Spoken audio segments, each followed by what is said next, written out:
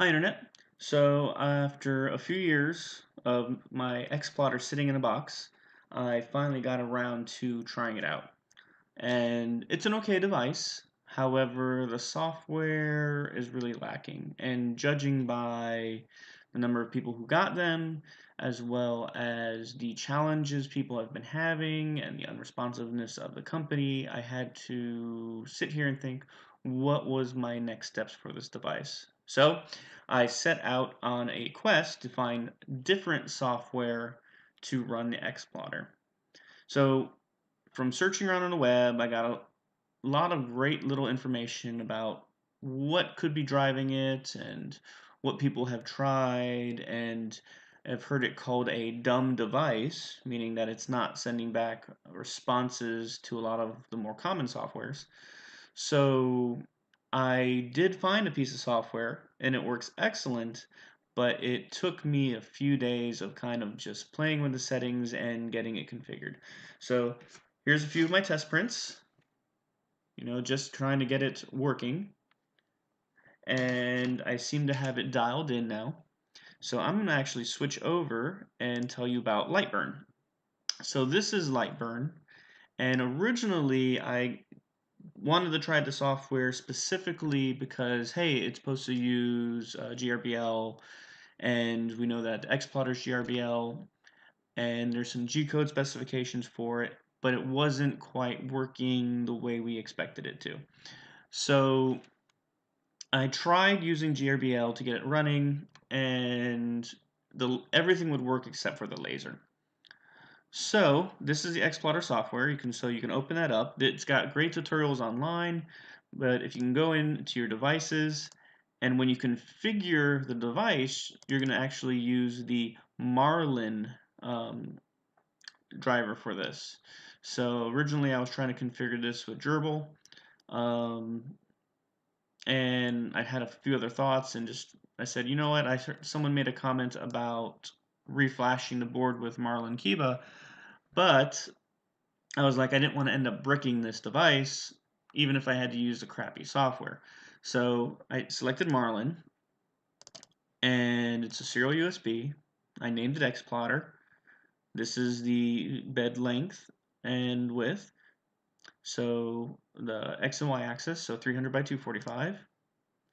It homes in the same position, and then we finish. Now, when I tried this originally, it didn't quite work the way I was expecting it to. So it was just moving the laser around. And I figured, well, there's probably some other settings in here that I needed to set. So I did a little bit more research.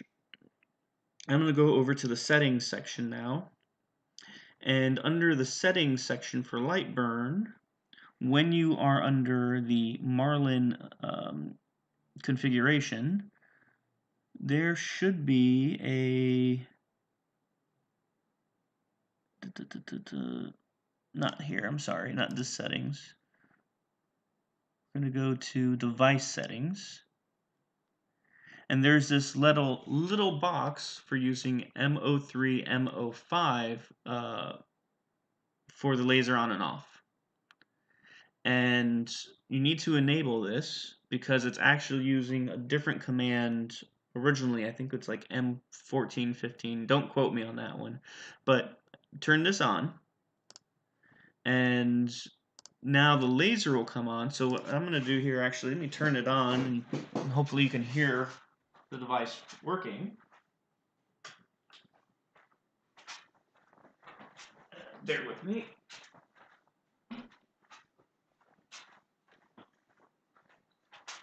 All right. And so I can come over here to my console, I can type M4, and my laser turns on for focusing, M5 to turn the laser off. So there is a G-code document out there on the XPlotter site. I would recommend grabbing that because that may be helpful with you configuring a few things. I can move the laser around the bed. What's nice about this particular software, I can tell it to go home, so it'll go back to its home axis.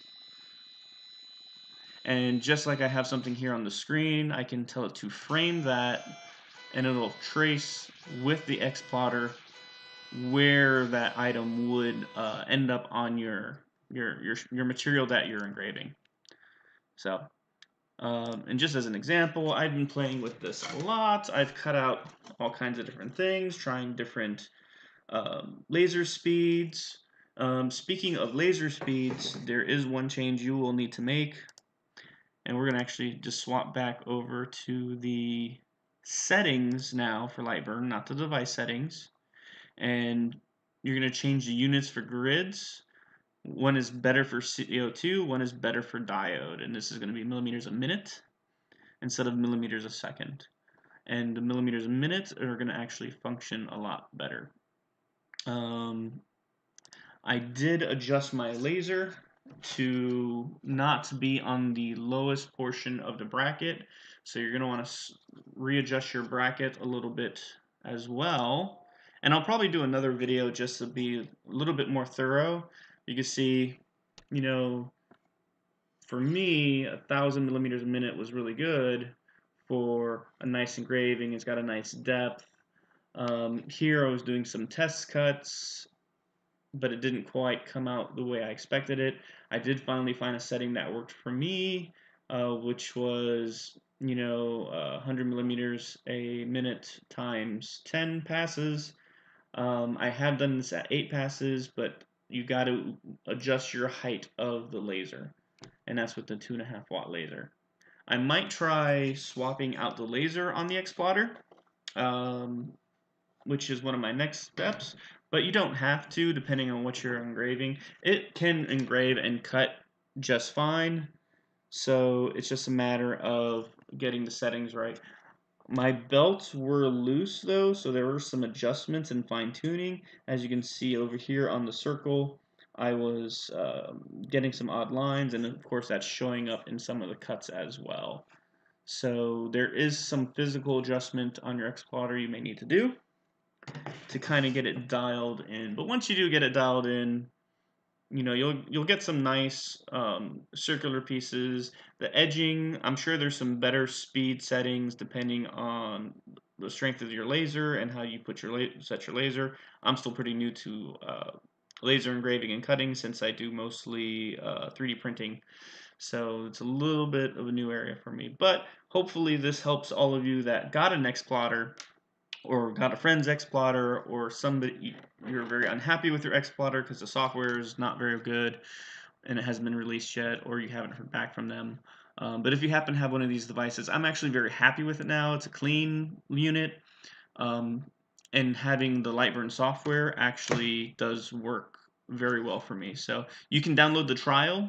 So you get a 30-day trial, and then after that, I think it's about $40 for the standard software. And if you use some of those bigger, like K40 CO2 lasers that you can retrofit from the internet, like from eBay or from Amazon, it will also drive that as well. So, but this is a good entry level if you've got an XPlotter already. So, have fun and happy engraving.